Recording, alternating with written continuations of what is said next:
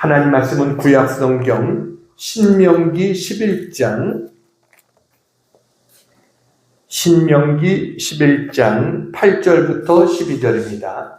구약 성경 279쪽입니다. 신명기 11장 8절부터 12절 말씀을 교독하겠습니다. 그러므로 너희는 내가 오늘 너희에게 명하는 모든 명령을 지키라. 그리하면 너희가 강성할 것이요 너희가 건너가 차지할 땅에 들어가서 그것을 차지할 것이며 또 여호와께서 너희의 조상들에게 맹세하여 그들과 그들의 후손에게 주의라고 하시니라. 곧 저희가 우리를 향해서 너희의 자리 장구하리라. 내가 들어가 차지하려는 땅은 내가 나온 애굽 땅과 같지 아니하니 거기에서는 너희가 파종한 후에 발로 물대기를 채소밭에 댐과 같이 하였거니와 너희가 건너가서 차지할 땅은 산과 골짜기가 있어서 하늘에서 내리는 비를 흡수하는 땅이라. 다 같이 내 하나님 여호와께서 돌보아 주시는 땅이라. 연초부터 연말까지 내 하나님 여호와의 눈이 항상 그 위에 있느니라. 아멘. 할렐루야. 우리 옆에 있는 분들 한번 인사할까요? 사랑하고 축복합니다. 한번 인사합시다. 사랑하고 축복합니다. 네. 네. 우리 약속자님 축복합니다. 네. 요즘 우리가 타고 있는 자동차에는 자동 항법 장치라고 불리는 내비게이션이 있습니다. 전에는 운전할 때마다 참 힘들었잖아요. 이제 내비게이션이 있어가지고 너무너무 편리한 거예요. 그래서 운전할 때마다 도대체 누가 이것을 만들었는지 정말 잘 만들었다 그런 생각이 듭니다. 전에는 원래 군사용 목적으로 만들었던 것입니다. 근데 이것이 이제는 우리의 실생활에 이것이 사용되고 있습니다. 인공위성을 통해서 이 실시간으로 전파를 발사해서 자기가 지금 있는 위치가 어딘지, 자기가 가고 있는 목적지가 어딘지 정확하게 안내를 합니다. 어디에 터널이 있는지, 어디에 교량이 있는지, 어디에 또 속도 감시 카메라가 있는지, 지금 내 속도는 몇 킬로인지, 지금 내가 가고 있는 목적지가 어딘데 지금 어디쯤 왔는지 이 모든 것들을 자세하게 우리에게 알려주는 정말 유용한 그러한 도구죠. 이 모든 것들이 인공위성과 GPS 장치를 통해서 다 우리에게 실시간으로 이 모든 정보들을 우리에게 주게 됩니다. 저는 그걸 보면서 우리의 인생에도 이런 내비게이션이 있으면 얼마나 좋을까 하는 생각이 듭니다. 단순히 우리가 어떤 이 물건의 위치 추적이나 속도 조절이 아니라 내 인생의 위치가 어디에 있는지 이것을 우리에게 알려주고 내가 어디로 가야 되는지 지금 어디쯤 왔는지 이것을 알려주는 우리 인생의 내비게이션이 있으면 얼마나 좋을까 이런 생각이 들어요. 우리가 지금 사용하고 있는 이 내비게이션 이것이 정확하게 우리의 위치를 알려주고 목적지를 알려준다고 할지라도 또 때때로 실수할 때들이 있습니다. 그러니까 어떤 때는요 가까운 길을 자꾸만 멀리 돌아가라고 할 때도 있고 언젠가 뉴스에 보니까 어떤 사람이 내비게이션 믿고 갔다가 도로가 끊어지는 바람에 자동차가 추락해서 하마터면 목숨을 잃을 뻔했던 그러한 기사도 봤습니다. 이 우리가 사용하고 있는 내비게이션, 인간이 만든 것은 정확하다고 하더라도 그런 실수들을 합니다. 그러나 우리의 어떻게 보내서 우리에게 하나님이 주신 우리 인생의 내비게이션이 있다는 거예요. 이거는요 실수하지 않습니다. 시간이 지났다고 업그레이드 할 필요도 없습니다. 누군가의 지시에 따를 필요도 없이 모든 사람에게 똑같이 정확하게 우리의 인생의 모든 것들을 가르쳐주는 우리의 인생의 내비게이션이 있어요. 그게 뭘까요? 하나님 말씀인 줄로 믿습니다. 하나님 말씀의 내비게이션을 통해서 하나님 우리에게 우리가 가야 될 목적지가 어디인지, 우리가 어느 길로 가고 있는지를 우리에게 가르쳐주고 있다라는 것이. 내비게이션 없을 때는 어떻게 했나요? 지도 가지고 다녔죠. 제 차에도 몇 권의 지도들이 있었습니다. 그래서 어디 멀리 갈 때는 지도를 몇 번씩 확인하고 가면서도 계속 또 지도를 보고 사람들에게 묻기도 하고 이러면서 찾아갔었습니다. 그러니까 지도가 참 중요합니다. 왜냐하면 우리의 모르는 길을 가르쳐 주잖아요. 여러분, 모세에게는요, 광야의 지도가 있었습니다. 왜냐하면 하나님이 이스라엘 민족을 40년 동안 이끌고 광야 생활을 하기 전에 모세가 먼저 40년 동안 광야에서 생활하면서 그곳의 지리를 다 익혔습니다. 그러니까 모세에게는 광야의 지도가 있었어요. 그래서 이스라엘 민족을 이끌고 광야길을 갈 수 있었던 겁니다. 여호수아에게는 가나안 땅의 지도가 있었습니다. 그는 한 지파의 대표로 뽑혀서 12명이 가나안 땅을 미리 다 정탐하고 돌아왔었거든요. 그러니까 그에게는 가나안 땅의 지도가 있는 거예요. 그래서 여호수아는 이스라엘 민족을 이끌고 가나안 땅을 정복할 수 있는 그런 사람이 되어진 것입니다. 여러분, 이렇게 우리의 인생에 지도가 중요합니다. 내가 어디쯤 왔는지 알려주는 내비게이션이 중요하다. 오늘 이스라엘 백성들을 보면 그들에게는 그들의 여정이 세 군데로 나눠지게 됩니다. 이 세 단계는 우리의 신앙의 여정과도 비슷합니다. 우리가 신앙인이라면 반드시 거쳐야 될 과정, 또 우리의 목적지, 이것을 보여주는 거예요. 오늘 이것을 통해서 우리가 같이 은혜를 나누겠습니다. 오늘 저는 여러분에게 이제 여러분의 인생에 내비게이션을 키우려고 합니다. 오늘 말씀을 들으면서 내가 지금 어디쯤 왔는가, 내 인생의 지금 위치가 어디인가 한번 잘 생각해보는 그런 시간이 되기를 바랍니다. 자, 첫 번째 같이 한번 읽겠습니다. 시작. 애굽을 떠나야 합니다. 애굽을 떠나야 됩니다. 이스라엘 민족의 시작은 여러분 물론 아브라함으로부터 시작됐지만 진정한 민족으로서의 시작은 애굽에서 시작된 겁니다. 요셉의 때 요셉의 가족 70명이 애굽으로 이주해서 430년이 있는 동안 민족으로 자라나게 됩니다. 그러니까 이스라엘 나라의 시작은 뭐예요? 애굽에서 노예살이가 그들의 시작이었습니다. 이들이 고된 생활 속에 하나님 앞에 부르짖자 하나님께서 모세를 통해서 그들을 구원해 내시기로 하십니다. 이게 바로 출애굽의 시작입니다. 근데 출애굽 사건은 크게 중요한 두 가지 사건으로 요약이 됩니다. 하나는 유월절 사건이고 또 하나는 홍해를 건너는 사건입니다. 여러분, 유월절은 뭐예요? 어린 양의 피로 구원받는 것을 상징하는 그런 의미를 보여주는 것이 유월절입니다. 애굽에서의 하나님이 마지막 재앙을 내리셨어요. 모든 장자가 죽는 재앙을 내리셨을 때 그때 이스라엘 민족에게는 하나님의 구원의 길을 가르쳐 주시죠. 유월절 어린 양을 잡으라는 겁니다.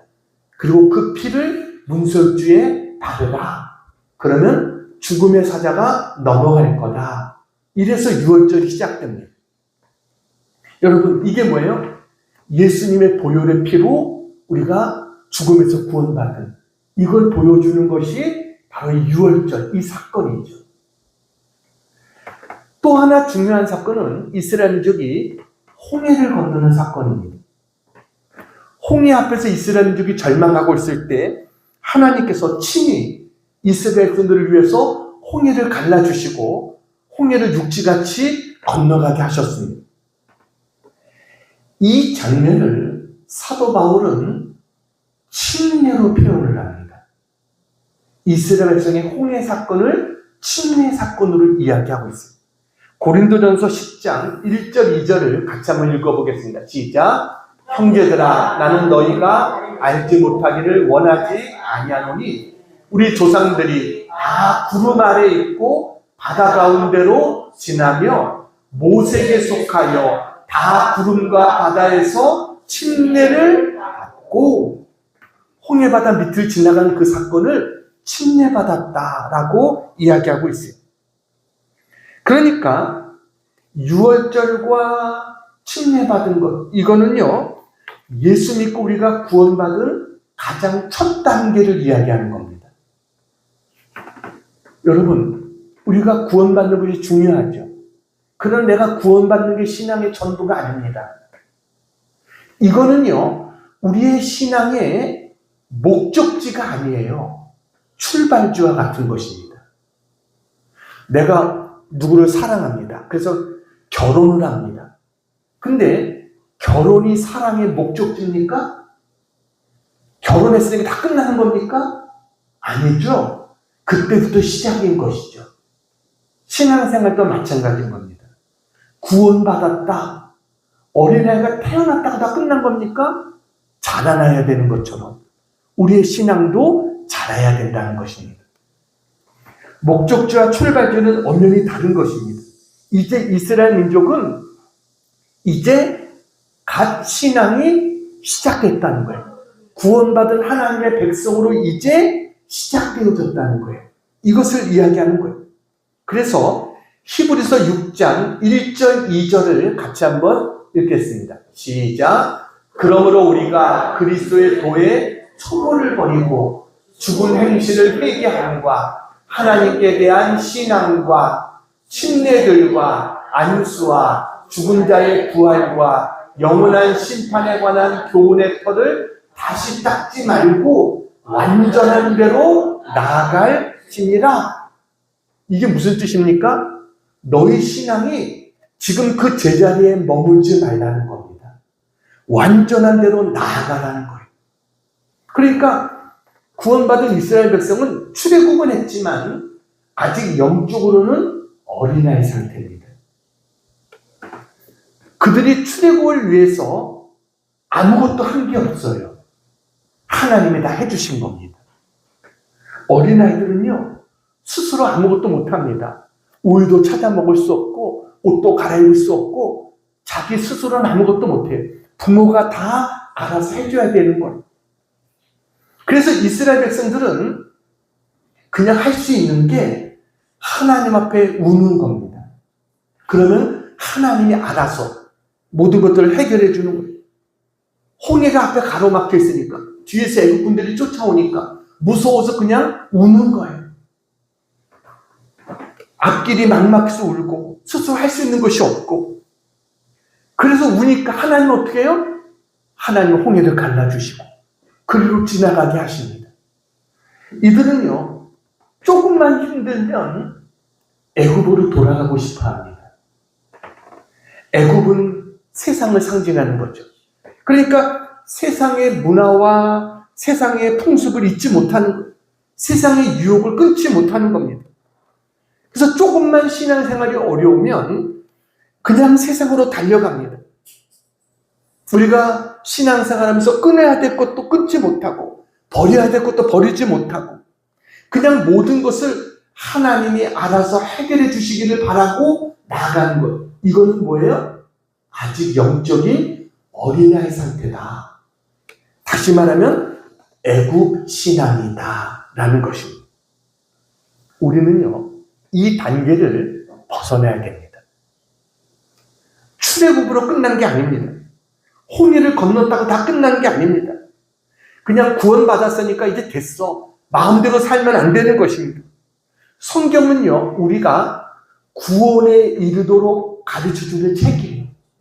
그러나 성경의 말씀의 가장 대부분은 구원받은 다음에 이렇게 살라, 이걸 가르쳐주는 게 성경입니다. 구원받은 것도 끝이 아니라 그 다음이 중요하다는 거예요. 아이가 태어난 게 끝이 아니라 잘 자라서 올바른 선두로 커야 되는 것처럼 우리가 바르게 자라야 된다라는 거죠. 출애굽은 했는데 아직도 출발 지점에서만 계속 떠나지 못하고 계속 거기 머물러 있다고 한다면 여러분 정말 답답한 거죠. 출발을 했으면 목적지를 향해서 나가야 되는 것입니다. 출애굽했으면 애굽을 떠나야 되는 것. 아직도 애굽에 머무는 그러한 신자가 되어서는 안 된다라는 거죠. 그래서 애굽 신앙이 있다라는 겁니다. 애굽 신앙 가진 우리들은 애굽에서 떠나야 된다. 자, 두 번째 같이 한번 읽겠습니다. 시작. 광야를 통과해야 됩니다. 홍해를 건넌 백성이 제일 먼저 도착한 곳이 어디예요? 광야입니다. 광야는 어떤 곳이에요? 한마디로 훈련과 연단의 장소. 이게 광야입니다. 예수 그리스도를 믿어서 구원받은 사람은 그 다음에 어떻게 해야 돼요? 훈련과 연단을 받아야 된다는 거예요. 그래서 하나님께서는요, 훈련의 장소로 광야를 택하셨어요. 그리고 연단의 교재로 하나님 말씀, 율법을 주셨고, 훈련시키는 교관으로 모세를 세우신 거예요. 오늘도 마찬가지입니다. 하나님은요, 성도들을 광야에서 훈련을 시키십니다. 왜 우리의 삶에 문제가 많습니까? 광야이기 때문에 그렇습니다. 여러분, 근데 우리는 반드시 이 광야의 훈련을 통과해야 된다는 거예요. 훈련받지 않고 군인이 될 수 있습니까? 아이가 컸는데 학교도 가지 않고 그냥 혼자서 자기가 모든 거 알아서 하겠다 됩니까?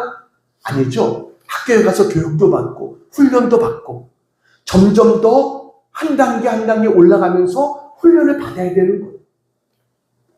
그래야 신앙도 잘하고 그래야 훌륭한 인격도 갖추게 되고 그렇게 되는 거예요. 그래서 하나님 우리를 광야로 인도하십니다. 우리의 훈련 교재는요, 하나님 말씀이고 훈련 교관은 저 같은 하나님의 지도자, 이들이 여러분들을 훈련시키는 것. 여러분, 성경을 보세요. 하나님의 훌륭한 일꾼들이 그냥 되어진 사람이 있는가라는 거. 모세도 40년 광야에서 훈련을 받았습니다. 여러분, 엘리야 같은 사람도 하나님이 광야에서 엎드리게 하십니다. 사도 바울 같은 사람도 여러분 광야에서 훈련을 받았고, 예수님도 광야에서 공생애를 시작하기 전에 먼저 40일 동안 금식하면서 광야의 시간을 보냈습니다. 그러니까 하나님은 반드시 우리를 광야를 거치게 하신다. 이것을 알아야 돼요. 그런데 왜 이렇게 하나님 우리를 광야 훈련을 시키실까?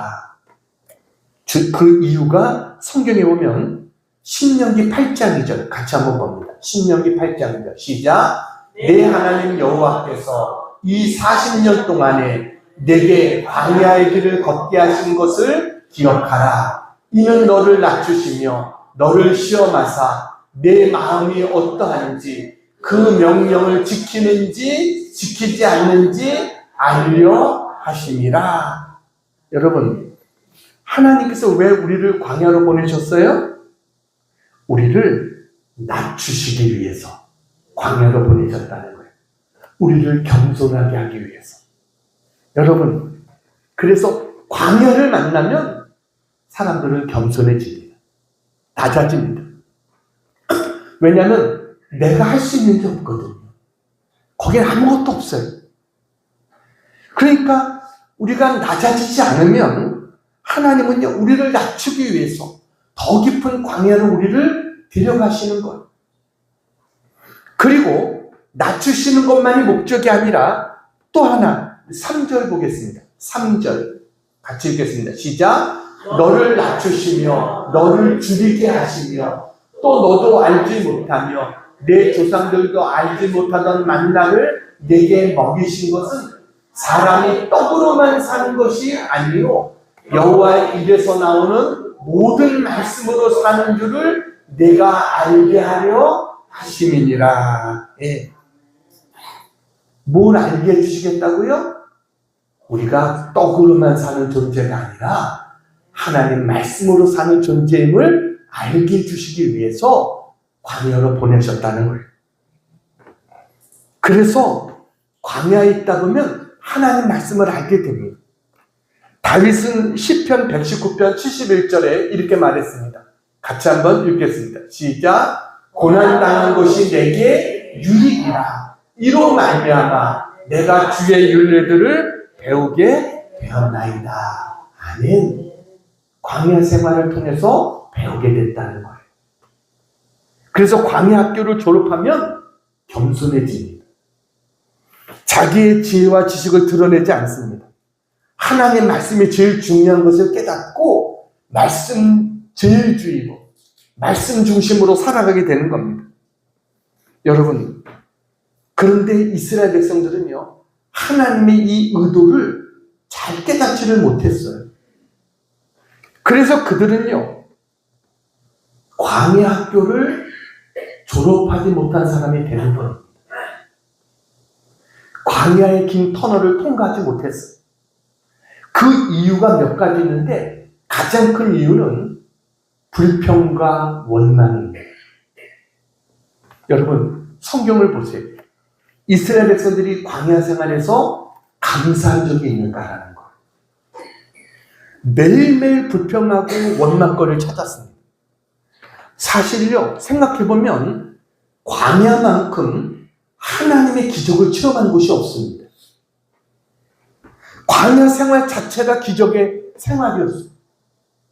처음에 시작할 때도 홍해를 갈라주셔서 광야로 들어갔고, 목이 말라서 물을 먹는데 물을 마실 수가 없으니까 하나님이 쓴물을 단물로 바꿔주시고, 반석을 쳤을 때 물이 나게 하시고, 날마다 먹을 양식을 공급해 주셨어요. 그들이 어디서 먹을 것을 구해올 데가 없잖아요. 하나님이 하늘의 양식인 만나를 날마다 주셨습니다. 어떤 때는 메추라기를 하나님이 보내주셨고, 더군다나 구름 기둥과 불 기둥으로 그들을 보호해 주셨고 인도해 주셨어요. 그런데도 이들은 감사할 줄 몰랐습니다. 불평과 원망을 일삼았어요. 모세를 원망했어요. 하나님은요, 모세를 원망하는 그 소리를 하나님을 원망하는 소리로 들으셨습니다. 그들은 더 나아가서는 하나님이 예배해 주신 땅 가나안까지도 거기는 사람이 살 곳이 못 돼 이러면서 폄하했습니다. 여러분, 그들이 불평한 이유가 뭡니까? 주로 먹고 마시는 문제입니다. 먹고 사는 문제 때문에 늘 원망했습니다. 여러분, 우리의 신앙생활이 광야에 머물러 있다면 그 이유는 바로 그것 때문입니다. 돈 문제 때문입니다. 주머니에 돈 떨어지면 낙심천만입니다. 신앙이고 뭐가 없습니다. 걱정 염려로 죽을 상황입니다. 근데 실제로 하나님이 이스라엘 민족 굶기셨습니까? 아니요. 굶어 죽게 하셨습니까? 아니잖아요. 다 하나님이 책임져 주셨잖아요. 그런데도 늘 부족하다고, 늘 모자란다고 여깁니다. 하나님 우리에게 해주신 것이 뭐냐고 합니다. 불평불만이 하늘을 찌릅니다. 그리고 틈만 나면 애굽을 그리워합니다. 그러니까 광야 생활을 벗어나지 못하는 겁니다. 여러분, 사탄은요, 자꾸만 우리를 과거로 끌고 가려고 합니다. 하나님 우리에게 미래를 보라고 말씀합니다. 너희 앞에 가나안이 있다는 거예요. 근데 사탄은 아니야. 너 애굽에 있을 때 좋았잖아. 애굽에 있을 때 노예 생활이 뭐가 좋았겠어요. 근데도 자꾸만 그것을 그리워하게 만드는 거예요. 그러니까 하나님께서 어떻게 하십니까? 하나님께서 저들을 깨닫게 하기 위해서 저들을 징계하십니다. 그것이 불뱀을 보내시는 겁니다. 불뱀이 이스라엘 백성들을 물어서 고통당하게 만드는 거예요. 어떤 때는 대적을 보내서 전쟁이 일어나게 하시고, 어떤 때는 질병으로 고통을 당하게 하시고, 그래서 이스라엘 백성이 광야 생활이 힘든 겁니다. 민수기에 보면, 민수기는 백성들의 숫자를 기록한 게 민수기입니다. 모세가 이스라엘 백성들 광야에서 인구 조사를 했어요. 2번을 거쳐서 했습니다. 한 번은 처음에 광야 생활 시작할 때 조사를 했고, 또 한 번은 광야 생활 끝날 때 조사를 했어요. 광야 생활 시작할 때 조사한 것이 얼마였냐면 민수기 1장 46절입니다. 자, 같이 한번 읽어봅니다. 시작. 계수된 자의 총계는 60만 3,550명이었더라. 저거는 장정들의 숫자입니다. 근데 쉽게 생각하면 자 60만 3,000명이라고 생각해보세요. 60만 3,000명. 자, 그런데 민수기 끝나는 이제 마지막 26장 51절 봅니다. 자, 같이 한번 읽겠습니다. 시작. 이스라엘 자손의 계수된 자가 60만 1,730명이었더라. 아까는 60만 몇 명이요? 3,000명이었다면 지금은 60만 1,000명. 그러면 몇 명이 줄었다는 거예요? 2,000명이 줄었다는 거예요. 아니, 광야 40년 동안에 인구가 늘어나야 되는데 인구가 준 거예요. 왜요? 불평, 불만만 있었던 1세대 사람들은 다 광야에서 죽었기 때문에 그렇습니다. 그래서 인구가 준 겁니다. 여러분, 우리는요, 출발했다고 다 들어가는 게 아닙니다. 우리의 목적지는 광야가 아닙니다. 광야는 거쳐가는 곳입니다. 그런데 불평과 불만을 일삼으면 여길 벗어나지 못하고 결국 광야 생활로 끝나고 말게 되는 거예요. 우리는요, 광야 생활에 더 이상 머물러서는 안 됩니다. 훈련과 언제까지 연단만 받아서는 안 돼요. 광야를 졸업해야 됩니다. 그러면 환란이 떠나가게 됩니다. 우리의 삶 속에서 여러분, 원망과 불평을 떠나보내세요. 과거에 매여있지 마세요. 훌훌 털어버리고 미래를 향해서 나갈 수 있는 우리 모두가 되어지기를 축원합니다. 하나님은 우리를 훈련시키시를 원하시는 아닙니다. 훈련이 되면 어떻게 돼요? 그 자리를 벗어나게 되는 겁니다. 광야 신앙이 있다. 우리는 광야 신앙에 머물러서는 안 된다. 여기를 벗어날 줄 아는 그와 같은 우리 모두가 되기를 주님의 이름으로 축원합니다. 자, 세 번째, 같이 한번 읽겠습니다. 시작. 가나안에 들어가야 합니다. 이스라엘 백성의 목적지는 어디예요? 가나안이었습니다. 하나님이 처음에 그들을 이끄는 곳이 젖과 꿀이 흐르는 땅이라고 약속하신 가나안 땅이었어요.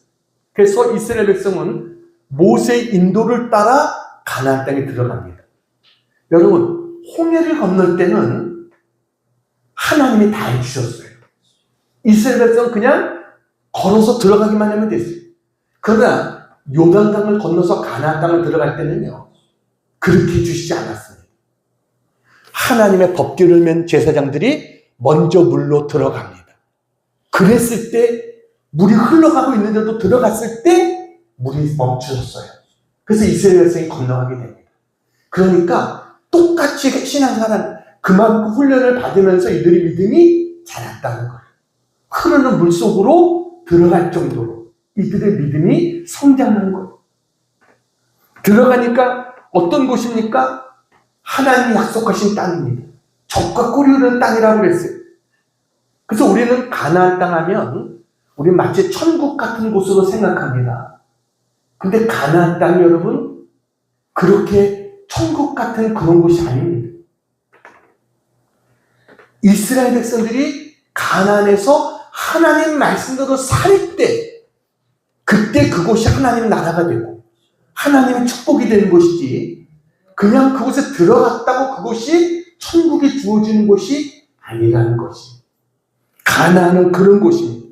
다시 말하면 가나안 땅은 구원받은 자의 삶을 살아야 되는 곳. 이게 가나안 땅입니다. 성경은요, 여기에 우리의 초점을 맞추고 있는 거예요. 너의 신앙이 그 자리까지 나아가라. 이것을 우리에게 말씀합니다. 여러분, 우리가 가나안 땅으로 인도하신 하나님의 뜻이 뭘까요? 하나님은요, 왜 우리를 가나안 땅으로 인도했을까? 첫째는 애굽의 수치를 물러가게 하기 위해서 우리를 가나안으로 인도하셨습니다. 여호수아서 5장 9절입니다. 우리 같이 한번 읽겠습니다. 시작. 여호와께서 여호수아에게 이르시되 내가 오늘 애굽의 수치를 너희에게서 떠나가게 하였다 하셨으므로 그곳 이름을 오늘까지 길갈이라 하느니라. 길갈이라는 뜻이 뭐예요? 수치가 물러간다는 겁니다. 이게 길갈이라는 뜻입니다. 그러니까 애굽에서 노예 생활하면서 받았던 그 모든 모욕과 수치가 물러갔다는 거예요. 모든 부끄러움이 하나님께서 떠나가게 하셨다는 것입니다. 우리가 세상에서 받았던 그러한 부끄러움, 모욕, 수치 이런 것들을 떠나가게 하신 것, 그리고 하나님이 약속하신 축복을 누리는 곳, 이곳이 바로 가나안이다 라는 것입니다. 그리고 하나님께서 수치만 물러가게 하신 것이 아니라 이스라엘 민족을 가나안으로 인도하신 또 다른 뜻이 있습니다. 여러분, 그것은 바로 하나님만 의지하라는 거예요. 하나님 말씀을 우리의 마음속에 두고 하나님만을 바라고 하나님만 의지하면서 살아라. 이 의미로 우리를 가나안으로 인도하셨다라는 겁니다. 자, 여러분, 쉬운 질문 하나 드리겠습니다. 여러분이 농사를 져요. 이제 땅을 사려고 합니다. 자, 그런데 어떤 논을 사야 되느냐? 자, 위에는 저수지가 있습니다. 그리고 물을 공급하는 수로가 연결되어 있는, 자, 이런 땅이 있습니다. 또 하나의 땅이 있어요. 그거는 저수지도 없습니다. 수로도 없습니다. 그러니까 그냥 비가 와야지만 그걸로 농사를 지을 수 있는, 자, 이런 땅이 있어요. 자, 여러분이 두 가지 땅 중에서 어떤 땅을 사시겠습니까? 어려운 문제입니까? 너무 쉬운 문제 아닙니까? 어떤 땅을 사요? 저수지 있는 땅을 사겠죠. 자, 그럼 이제 어려운 문제를 드리겠습니다. 내가 생각할 때는 당연히 저수지가 있는, 수로가 있는 그 땅을 사야 되는데 하나님께서 그 땅이 아니라 저수지도 없고 수로도 없는 이 땅을 사라고 하시는 거예요. 자, 그러면 여러분 어떻게 하시겠습니까? 어떤 땅을 사시겠습니까? 네. 그래도 저수지 있는 땅을 삽니까? 아니면 하나님의 사라고 한 땅을 삽니까? 아멘이십니까? 입으로만이 아니십니까? 네. 정말 그런 여러분의 마음이 아멘이 되시기를 축복합니다. 사실 애굽 땅은 기름진 땅입니다. 나일강이 흐르고요. 나일강 옆에 큰 평야가 있고 비옥한 곡창지대입니다. 거기서 이스라엘 백성들이 밭을 개간하고 채소를 심고 필요할 때마다 물이 필요하면 발로 수차를 돌려가지고 물을 끌어들일 수가 있어요. 그래서 농사를 할 수 있습니다.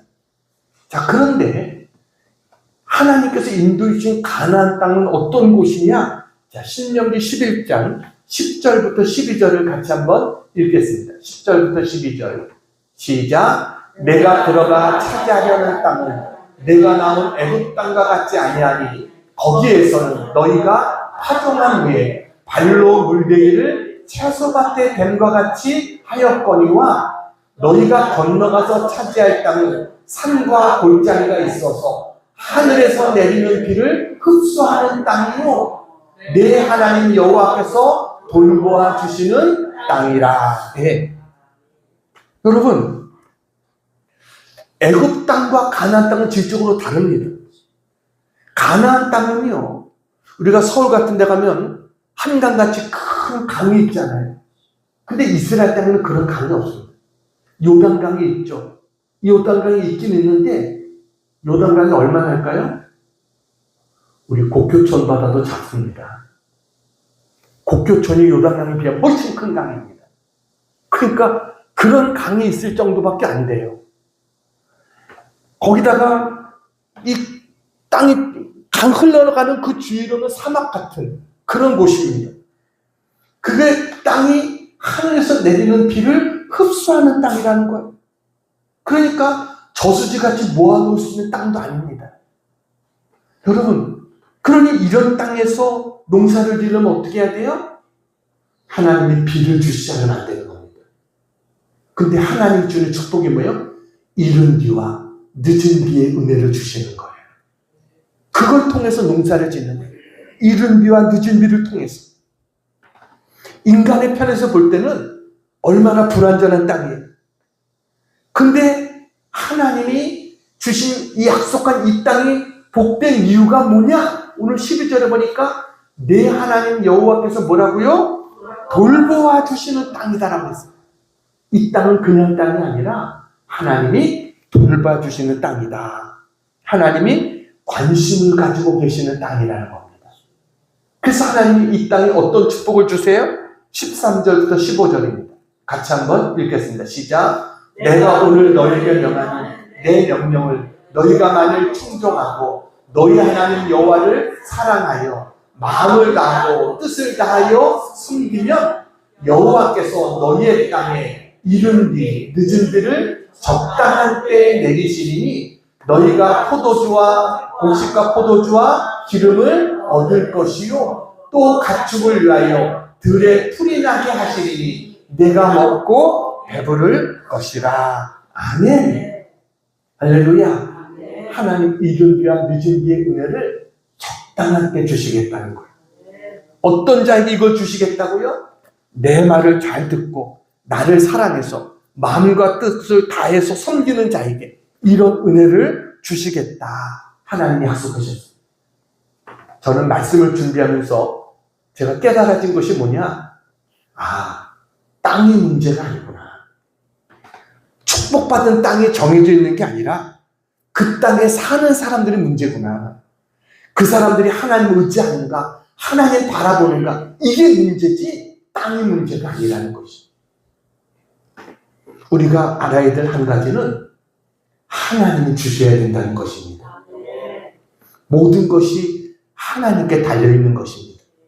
하나님이 돌봐주지 않으면 아무 소용이 없어요. 하나님이 이른 비와 늦은 비를 적당한 때 주셔야 되는 것입니다. 우리가 할 일은 뭐예요? 하나님만 바라보는 거예요. 가나안 땅이 그렇게 환경 조건이 좋은 곳이 아닙니다. 여러분, 그렇지만 하나님은 그 땅을 가장 좋은 곳이라고 말씀하셨어요. 하나님이 돌보시는 곳이라는 거예요. 너희들이 하나님 앞에 믿음으로 바로 서기만 하면 너희의 필요한 모든 것들을 적당한 때 이른 바 늦은 뒤의 은혜를 주시겠다. 축복의 땅이 되게 하시겠다. 적과 꿀이 흐르는 땅으로 하나님이 되게 하시겠다. 이게 하나님의 약속인 것을 믿으시기 바랍니다. 어떤 자에게 하나님의 말씀을 잘 듣고 하나님을 사랑하고 마음을 다하고 뜻을 다해서 하나님을 섬기는 자에게 하나님은 이런 은혜를 하나님 허락해 주시는 줄로 믿습니다. 여러분, 여러분의 인생은 지금 어디에 있습니까? 자, 내비게이션 우리가 봤죠. 애굽 신앙도 있습니다. 광야 신앙도 있습니다. 가나안 신앙도 있습니다. 여러분은 지금 어디쯤 머물러 있습니까? 애굽 신앙이 뭐예요? 구원받았다는 사실에 만족하고 세상의 유혹에 이끌려 자꾸만 과거로 돌아가려고 하는 나약한 신앙. 이게 애굽 신앙입니다. 광야 신앙이 있습니다. 이것은 뭐예요? 훈련과 연단의 시기에 불평과 원망을 일삼으면서 미래의 약속을 믿지 못하고 있는 이 신앙이 광야 신앙입니다. 가나안 신앙은 뭡니까? 오직 하나님만 의지하고 하나님 말씀대로 살아가며 기쁨과 감사함으로 하나님 맡겨주신 사명을 감당하는 신앙. 이게 가나안 신앙입니다. 여러분은 어디에 와 있습니까? 가나안이라고 하면 복되지만 아직도 애굽이나 광야에 머무르고 있다라고 한다면 곤란한 것입니다. 애굽과 광야는 죄와 실패와 환난이 있는 곳입니다. 가나안은 감사와 기쁨과 열매가 있는 곳입니다. 여러분, 승리와 찬송이 있고 풍요와 감사가 넘치는 이곳이 가나안 땅입니다. 우리는 가나안 신앙이 되어지기를 축복합니다. 이제 한 가지 이야기하고 마치려고 합니다. 여러분, 노숙자로 살다가 복음을 전하는 사랑 택시의 기사가 된 백중선이라고 하는 집사님이 계십니다. 사진을 보여드리겠습니다. 저분이 바로 백중선 집사님입니다. 아침마당에도 출연을 했던 그런 집사님이고, 저분이 쓴 책이 사랑의 택시, 인생극장, 또 달리는 복음 택시, 이런 책들을 저분이 썼습니다. 저분이 오륜교회, 서울의 오륜교회 거기 집사님이십니다. 저분은 택시에 타는 승객들에게 항상 그런 데입니다. 이 택시는 묻지 말고 타세요. 승차 거부가 없는 사랑의 택시에 오신 것을 환영합니다. 이렇게 손님에게 인사한다는 겁니다. 원래 저 백중선 집사님이 한때 잘 나가던 건설회사를 운영하던 그런 사장이었습니다. 30대 때 잘 나갔던 사장이었어요. 직원만 200명이 넘었답니다. 수익도 좋았어요. 고급 아파트에 살고 값비싼 차를 몰고 다니는 그야말로 성공한 인생을 살았습니다. 그의 삶은요, 모든 것을 풍족하게 누리면서 자기의 힘으로 살아가는 애국신앙의 모습과 같았습니다. 그때 당시 그의 관심은 오직 한 가지였습니다. 사업의 성공과 물질의 풍요를 누리는 것, 이게 그의 관심의 전부였어요. 돈을 잘 버니까 쾌락에 빠져서 살았습니다. 그러다가 IMF를 만나면서, 이 외환 위기를 만나면서 보증선 것이 잘못돼가지고 순식간에 빚쟁이가 됐습니다. 모든 게 날아갔어요. 그야말로 신용불량자가 됐습니다. 그는 가족을 떠나서 전국을 떠돌면서 10년 동안 노숙자 생활을 했습니다. 죽음을 생각하면서 호주머니에 약을 한 움큼씩 가지고 다녔답니다. 모든 것을 잃고 길바닥에 앉은 그 자신이 얼마나 나약하고 보잘것없는 존재인지를 깨닫게 된 거예요. 그는 불명과 불만과 이 원망에 가득했던 이스라엘 백성처럼 정말 고통 속에서 신음했다고 합니다. 이 시기가 그에게 광야 시기였습니다. 어쩌다가 집에 잠깐 들리면 늘 눈물로 기도했던 그의 아내 김정순 집사님이셨습니다. 이분이 그의 손을 꼭 잡고 그에게 돈을 조금 쥐어주면서 당신이 어디서 무엇을 하고 다니는지 모르겠다고, 하지만 죽지만 말고 살아달라고, 이렇게 아내가 돈을 쥐어주면서 이야기를 했어요. 하루는 부산의 태종대 바다에서, 부산에 태종대 있잖아요. 거기에서 뛰어내리려고 하는데 그때 예수님의 환상을 보게 됩니다. 주님의 음성이 들려온 거예요. 이 어리석은 자야, 너를 위해 준비한 것이 많다. 나를 믿고 살아라. 주님의 음성을 들었어요. 그는 그 광야에서 예수님을 만났어요. 죽기로 결심하고 정말 찾았던 그 길 위에서 하나님이 그를 다시 살려주셨습니다. 삶의 의미를 깨닫게 됐어요. 그러다가 그가 목포에서 한 나이 많은 부부를 만나게 되고 그들을 통해서 들은 이야기 때문에 노숙자 생활을 접게 됐답니다. 그것이 뭐였냐면 그 한 부부, 그 남편이 이야기하더라는 거예요. 나도 부산에서 신발 공장 하다가 부도가 나서 혼자 야반 도주하려다가 자고 있는 아내를 이렇게 쳐다보는데 눈물이 뚝 떨어지더라는 거예요. 그 눈물에 아내가 깬 거예요. 그랬더니 마누라가 그러는 겁니다. 살아도 같이 살고 죽어도 같이 죽자. 그래가지고 자기가 떠나지 못하고 목포에 와서 이렇게 지금 자기가 재기해서 이렇게 살고 있다.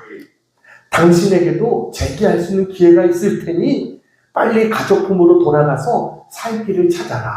이렇게 이야기했답니다. 그래서 서울로 와가지고 택시 운전 면허를 받고 택시 기사가 됩니다. 10년 동안 광야 생활을 하면서 다듬어진 거예요. 그래가지고 거칠고 난폭했던 그가 온유하고 겸손한 사람의 모습으로 바뀌어졌어요. 사람을 만날 때마다 자기의 간증을 이야기해 주는 겁니다. 나도 이렇게 힘들었던 시간들을 보냈다. 이렇게 사람들에게 전도하고 예수 믿으라고 이렇게 전도를 한 겁니다. 한 번은 어떤 신문 기자가 그 택시에 탔답니다. 그래서 이 사람 이야기를 다 들은 거예요. 그러더니 신문 기자가 그러더랍니다. 선생님, 그것 좀 한번 책으로 내보세요. 많은 사람이 감동받을 것입니다. 그래서 나온 책이 저 책입니다. 사랑의 택시, 인생 극장 이런 책에 나오게 되고 책 2권이 나오게 되고 방송사에서 출연 요청을 받게 되고 또 거기서 이야기를 하고 그렇게 간증을 하다 보니까 여기저기서 자기의 간증을 들려달라 이런 곳들이 생겨서 지금은 여러 교회에서 간증도 하고 이런 인생을 살게 됐다라는 거예요. 그는 고백합니다. 저는 하루에 30-40명의 손님을 태우고 다닙니다. 저도 사실은 죽을 만큼 힘든 시절을 보냈기 때문에 제 진심에서 우러나는 그런 마음으로 상담을 해드립니다. 그런 분들이 제 말을 듣고 힘을 얻을 때는 저도 말할 수 없는 행복을 느낍니다. 모든 의욕을 잃고 삶을 포기한 채로 긴 방황을 한 것도 어떻게 보면 하나님께서 이 시간을 위해서 하나님이 저에게 준비시킨 시간이라고 생각이 됩니다. 이제는 예수님을 닮아가는 삶, 주님을 믿는 삶을 자랑스럽게 생각하고 저는 하나의 작은 소금으로서의 삶을 살 것을 약속합니다. 이렇게 이야기를 했어요. 여러분, 그래서 그분은 자기의 택시를 사랑 택시, 복음 택시 이렇게 부르고 여러분 손님들에게 언제나 밝은 웃음으로 복음을 전하는 그런 인생을 살아가고 있어요. 여러분, 어떻게 이게 가능했습니까? 애굽 신앙을 지나고 광야 신앙을 지나고 가나안 신앙에 들어갔기 때문인 것입니다. 여러분, 우리도 애굽이나 광야에 머무는 자가 아니라 여러분 가나안 땅으로 나아갈 수 있는 그런 우리 모두가 되기를 축원합니다. 우리의 믿음은 자라가야 됩니다. 제자리에 머물러 있어서는 안 됩니다. 머물러 있는 물은 고인 물은 썩게 됩니다. 우리는 자라가야 돼요.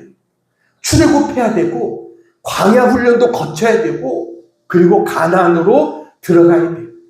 하나님 말씀에 순종하고 하나님만 의지하고 섬기는 그런 삶이 되어져야 됩니다.